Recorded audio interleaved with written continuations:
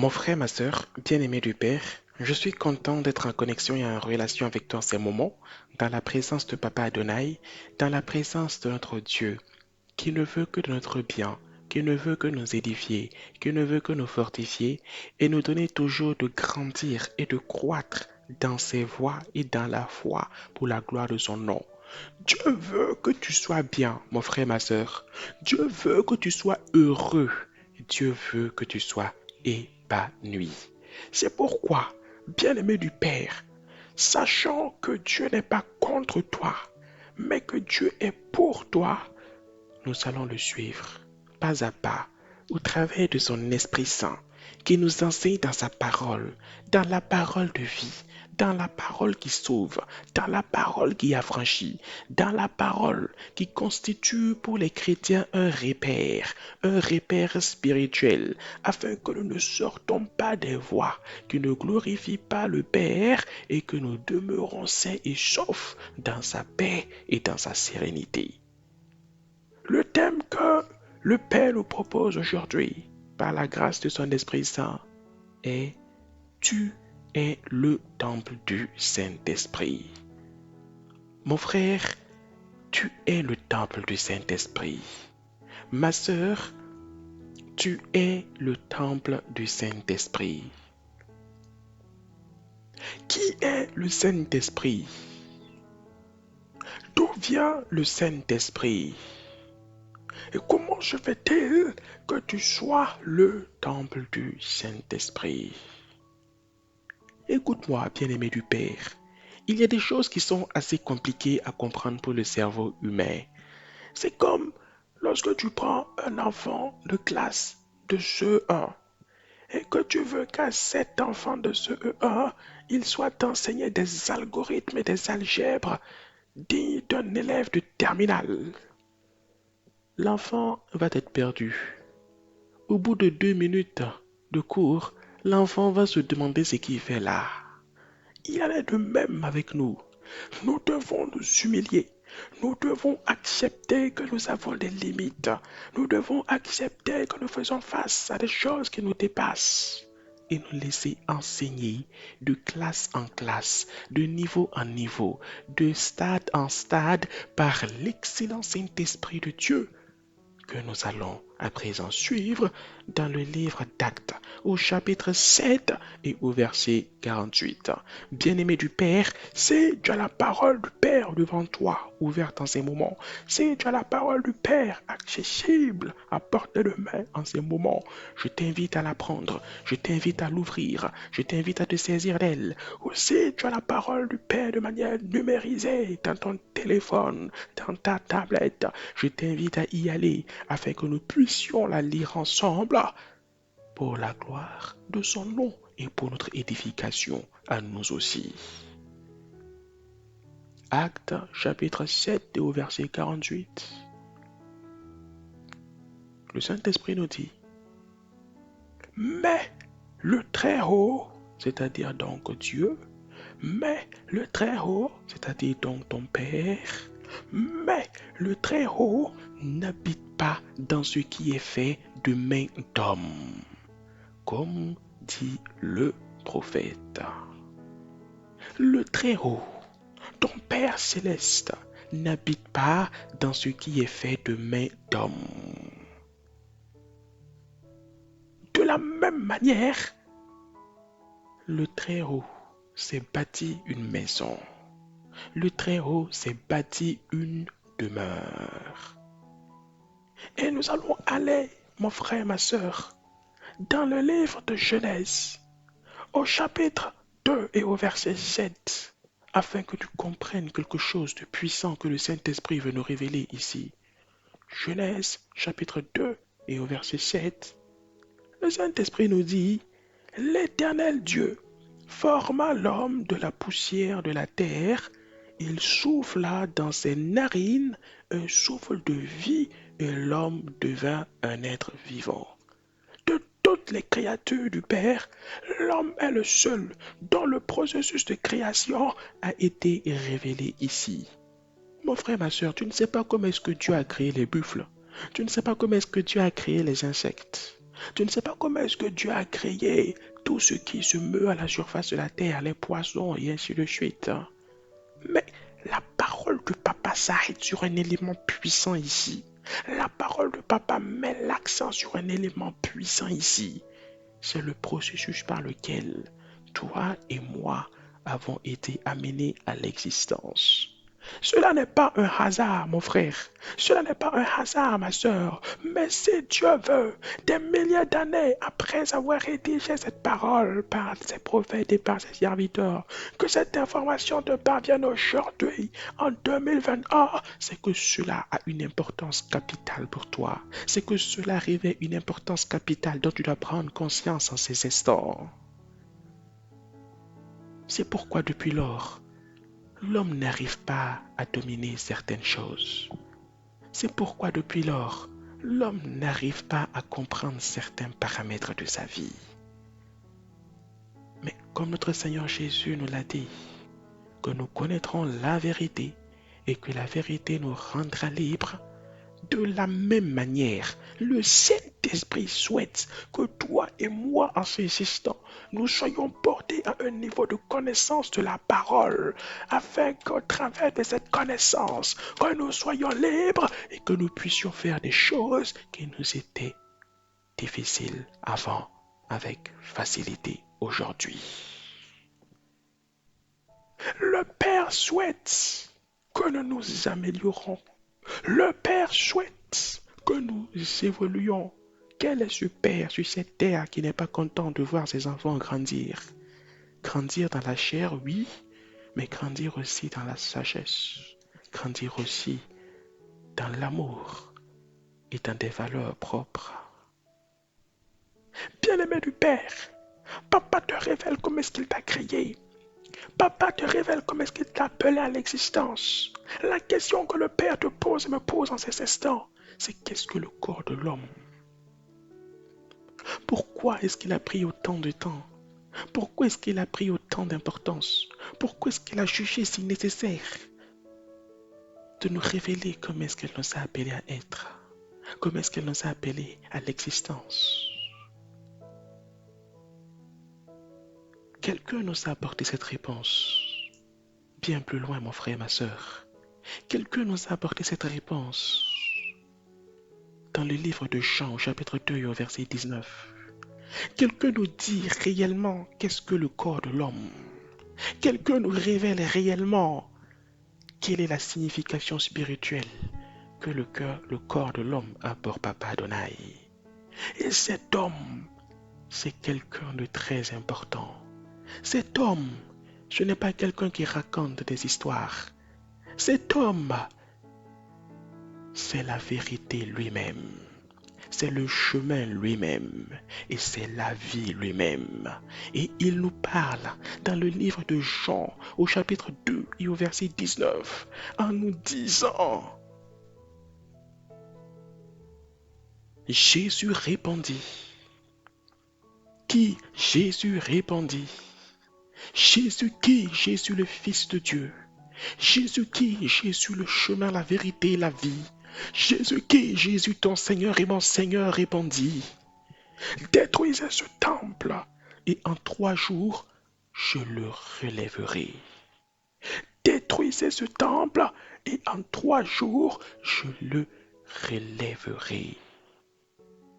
Les Juifs dirent au verset 20: Il a fallu 46 ans pour bâtir ce temple, et toi, en 3 jours, tu le relèveras. Verset 21. Mais il parlait du temple de son corps. Il parlait de quoi? Il parlait du temple de son corps. Quand Christ a donné sa vie à la croix, 1, 2, 3 jours plus tard, il est revenu à la vie. Mais il parlait de quoi? Du temple de son corps. Notre Seigneur Jésus nous révèle que le corps de l'homme qui a été tiré de la terre n'est pas simplement une œuvre banale, n'est pas simplement un corps simple, n'est pas simplement de la peau, de la chair, des cellules et des organes, mais le corps de l'homme pour notre Créateur, pour notre Dieu, pour notre Père céleste. Le corps de l'homme est une maison spirituelle. Oui, mon frère, ma sœur, tu l'as bien compris. Le corps de l'homme, ton corps, est une maison spirituelle. Écoute-moi bien. Si Dieu a créé ton corps afin que ce corps soit une maison, dis-moi, quel est cet homme sur cette terre qui ne bâtit pas une maison pour y habiter dedans? La question est simple.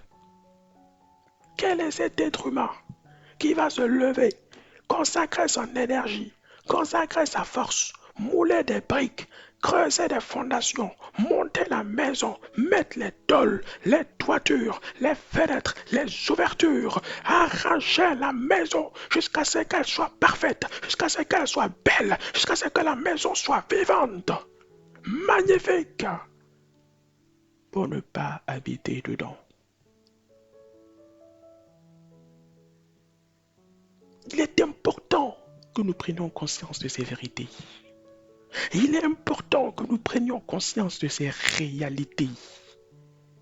C'est pourquoi, ignorant de beaucoup de choses, nous n'arrivons pas à surmonter certains éléments que le Père souhaiterait nous voir surmonter. Nous n'arrivons pas à atteindre des niveaux que le Père souhaiterait nous voir atteindre et surpasser. Parce qu'il sait qu'il nous a donné cette capacité d'y arriver. Parce qu'il sait qu'il nous a donné les moyens d'y parvenir. Écoute-moi, mon frère, ma soeur. Le fabricant de l'avion sait que son avion qu'il a fabriqué n'est pas fait pour rouler sur le sol, mais pour voler dans l'air. Aucun pilote ne pourra venir lui dire: Monsieur le fabricant de l'avion, votre avion ne peut pas voler. Nous allons rouler avec uniquement sur la terre. S'il dit ça, on dira que le pilote se trompe. Parce que tout le monde sait que l'avion, avec ses ailes, avec ses réacteurs, avec son cockpit, avec tout son fuselage, est prêt à décoller.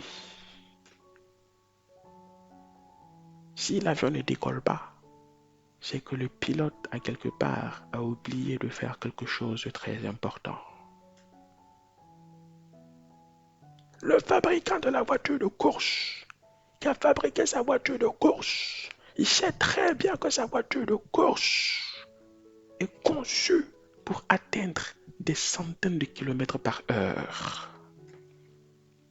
Mais celui qui vient dire à tout le monde, et en premier à ce fabricant de la voiture de course: Oh monsieur, mais votre voiture de course là, yeah, même le monsieur à côté avec sa bicyclette m'a dépassé. Je n'arrivais même pas à aller plus vite que lui.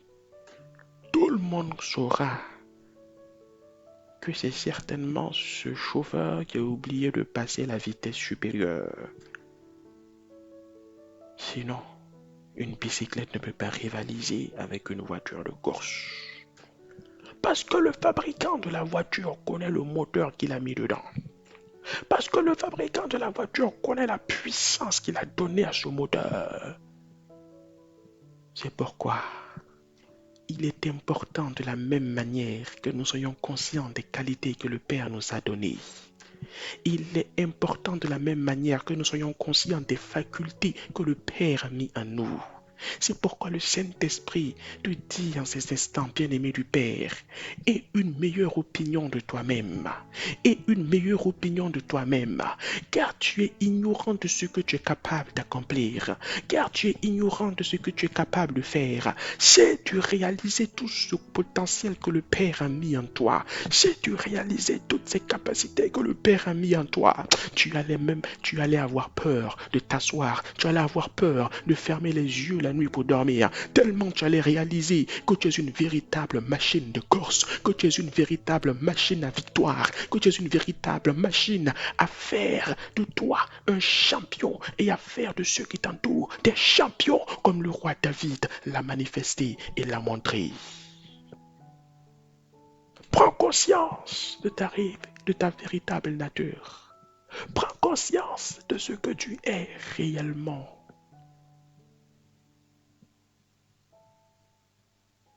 Car ton corps est la demeure de l'Esprit Saint. Et l'Esprit Saint est l'Esprit de Dieu. L'Esprit de Dieu qui vient pour habiter en toi. Et pour que tu comprennes cela parfaitement, nous allons dans le livre de Corinthiens, dans 1 Corinthiens au chapitre 6 au verset 19. Quelqu'un d'autre de très important nous dit ici, quelqu'un d'autre qui a été un canal par lequel Dieu est passé pour construire, pour amener beaucoup d'églises à être sur cette terre, nous parle ici. Il s'agit de l'apôtre Paul qui nous dit, ne savez-vous pas que votre corps est le temple du Saint-Esprit qui est en vous, que vous avez reçu de Dieu et que vous ne vous appartenez point à vous-même? Ton corps est le temple du Saint-Esprit. Ton corps est la maison du Saint-Esprit. Le Saint-Esprit qui vient de Dieu. Il est le représentant de Dieu dans ta vie. Il est l'envoyé de Dieu dans ta vie. Afin que quand tu te réveilles le matin, que tu te réveilles avec lui.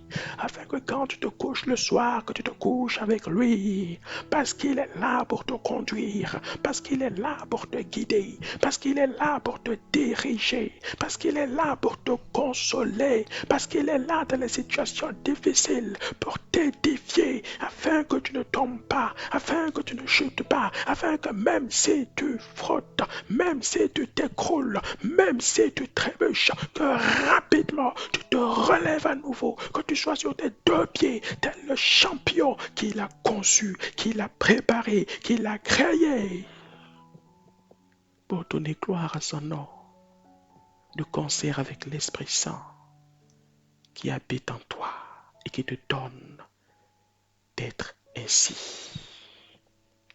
Oui, les rois habitent dans des palais parce que le roi confère la valeur de sa royauté à sa maison. Oh. Le Saint-Esprit habite en toi. Si tu acceptes ces vérités, si tu acceptes cette réalité, si tu arrêtes de vouloir trop cogiter, tout calculer, tout mesurer, tu verras en te laissant aller que l'Esprit de Dieu va te transférer les valeurs du Père. Et les valeurs du Père vont se mettre à se manifester au travers de toi. Et les valeurs du Père sont l'amour, la joie, la paix, la patience, la bonté, la bénignité, la fidélité, la douceur, la tempérance qui seront ton partage, car la loi n'est pas contre ces choses. Il n'y a pas à forcer, il y a simplement à accepter, il y a simplement à reconnaître, et naturellement ces valeurs te seront données, ces valeurs te seront transférées au travers de l'Esprit Saint qui habite en toi, simplement au travers de ton acceptation. Ces valeurs qui sont les fruits de l'Esprit, bien-aimé du Père, tu peux les retrouver dans le livre de Galates au chapitre 5, du verset 22 au verset 23. Oui, bien-aimé du Père, vas-tu à présent sécher tes larmes? Vas-tu à présent te relever? Vas-tu à présent accepter ces réalités? Et comme dans une maison, laisser l'Esprit Saint diriger cette maison. Comme dans une maison que tu te plais à nettoyer, vas-tu maintenant laisser l'Esprit Saint t'aider à faire le ménage dans ta vie? Laisser l'Esprit Saint t'aider à vaincre les désirs de consommation de drogue. Laisser l'Esprit Saint te faire sortir loin des quartiers et des zones remplies d'impureté, d'impudicité.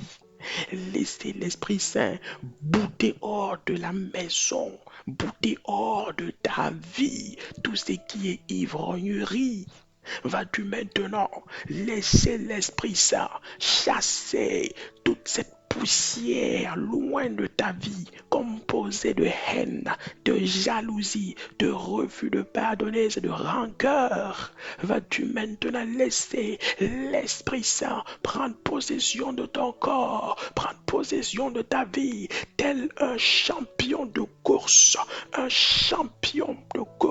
ce pilote par excellence qui prend possession de la voiture de course, qu'il s'assoit dans le siège de la voiture de course, qui tient dorénavant le volant de la voiture de course pour ramener cette voiture de course à arriver championne, à arriver première sur la ligne d'arrivée, sur la ligne finale. Vas-tu laisser maintenant le Saint-Esprit conduire ta voiture comme ce chauffeur excellent vient conduire cette magnifique voiture de course que le Père a fait de toi? Vas-tu laisser maintenant l'Esprit Saint, le savant des savants, le connaisseur en chef, être le maître de tes jours et de ta vie? Oui, bien-aimé du Père, laisse-toi aller, laisse-toi conduire.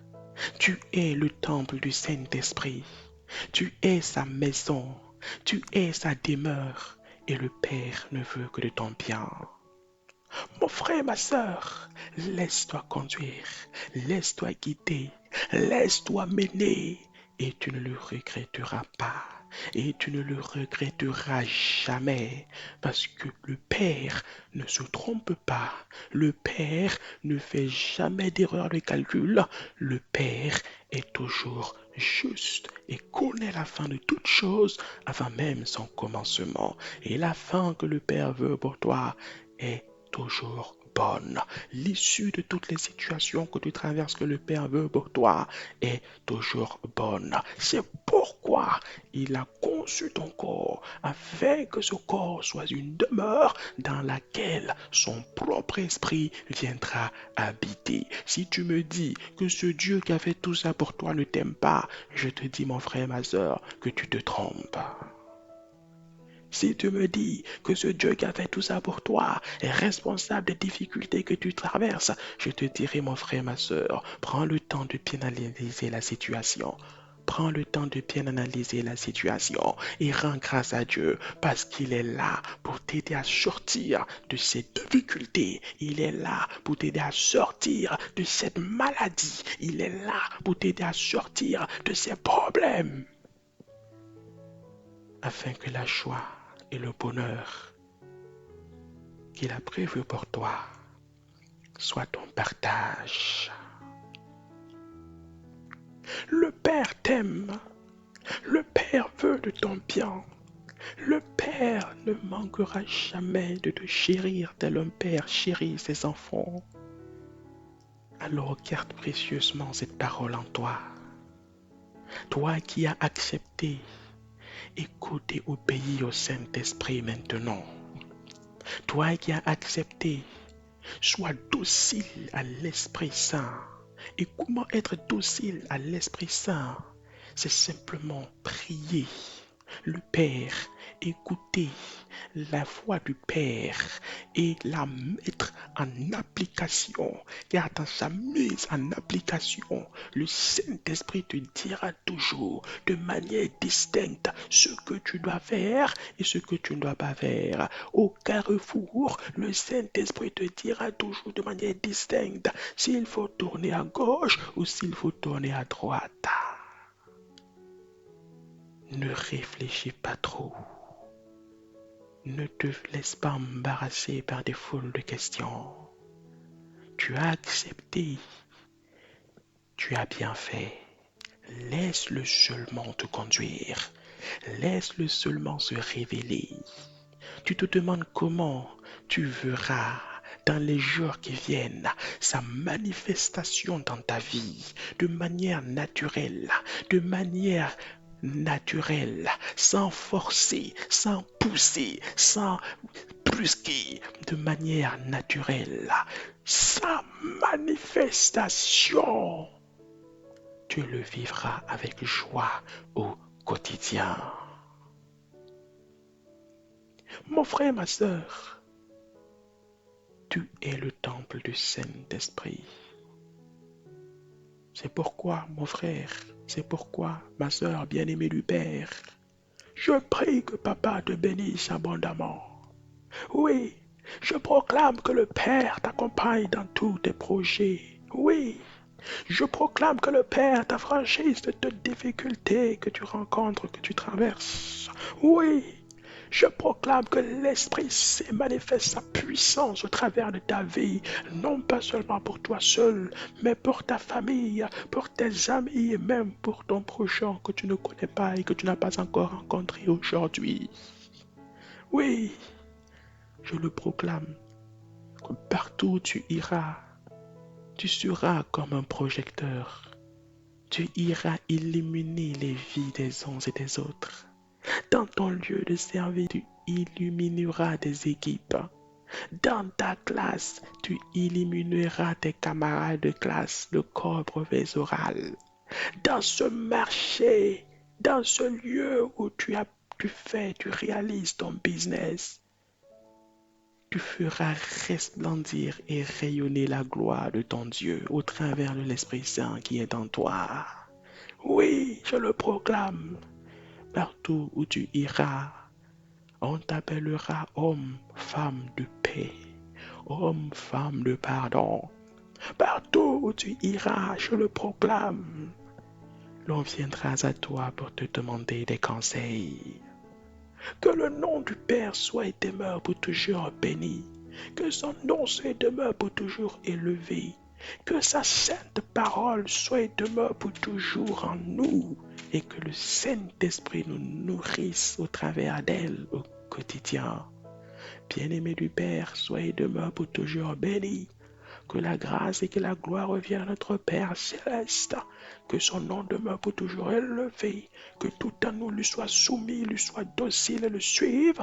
Aujourd'hui même, pour toujours et pour l'éternité, au nom de Jésus-Christ de Nazareth.